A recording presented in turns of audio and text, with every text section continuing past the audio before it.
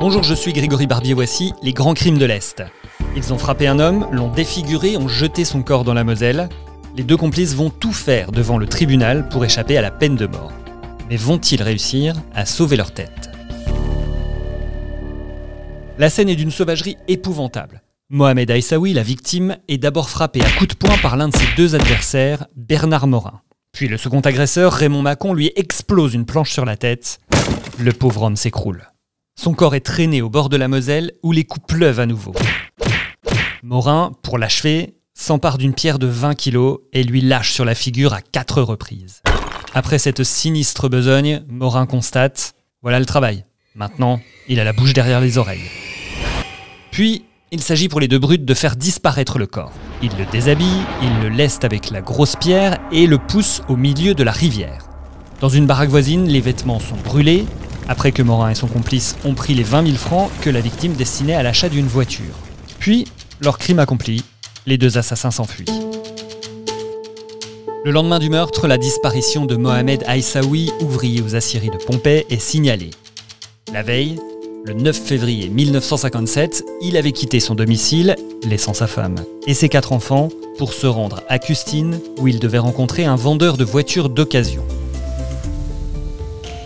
Rapidement, les soupçons se portent sur Macon et Morin. Interpellés, ils reconnaissent avoir tenu compagnie à Aissaoui jusqu'à 21h30, avant son rendez-vous à Custine, puis l'avoir quitté.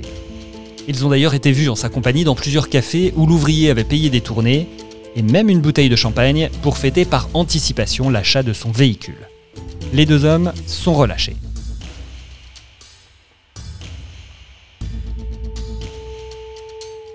L'enquête piétine. Mais le 27 mars, le cadavre du pauvre Aissaoui, difficilement identifiable, est découvert par un pêcheur à proximité d'Autreville. Les deux suspects sont à nouveau arrêtés, Macon passe très vite aux aveux et Morin un peu plus tard. Lorsque s'ouvre l'audience devant la cour d'assises de Meurthe-et-Moselle ce 8 mai 1958, personne ne donne cher de la tête de Macon et Morin tant la sauvagerie du crime paraît odieuse.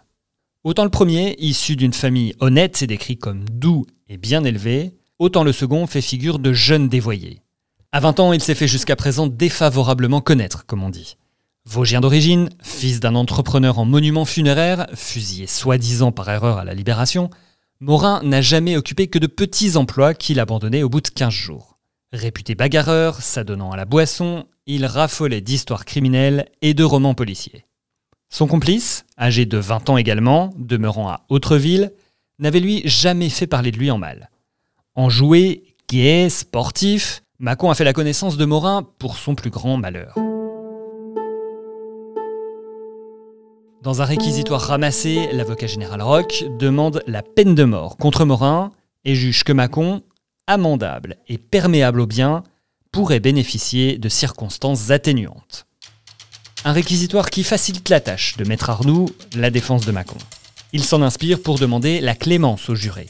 En revanche, celle de Maître Souchal est plus compliquée. L'avocat de Morin retrace dans un pathétique tableau la vie de son client.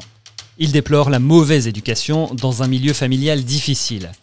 C'est encore un enfant à qui on n'a appris que la haine, assure-t-il en demandant au juré de ne pas retenir la préméditation. Après un court délibéré de 30 minutes à peine, ces derniers reviennent avec un verdict. Les circonstances atténuantes sont retenues pour les deux coupables. Morin et Macon sauvent leur tête. Morin est condamné à la réclusion criminelle à perpétuité et Macon à 20 ans de prison. C'était les grands crimes de l'Est avec l'histoire de Mohamed Aissaoui, défiguré et jeté dans la Moselle pour 20 000 francs, un texte écrit par François Moulin. Dans 15 jours, un enlèvement qui a inquiété la France entière en 1960, celui du petit Éric, 4 ans. Alors pas juste pour son âge, mais aussi pour son nom de famille, Éric Peugeot. Retrouvez les grands crimes de l'Est sur toutes les applis de podcast, mais aussi sur Spotify et Deezer. Et on se retrouve dans 2 semaines.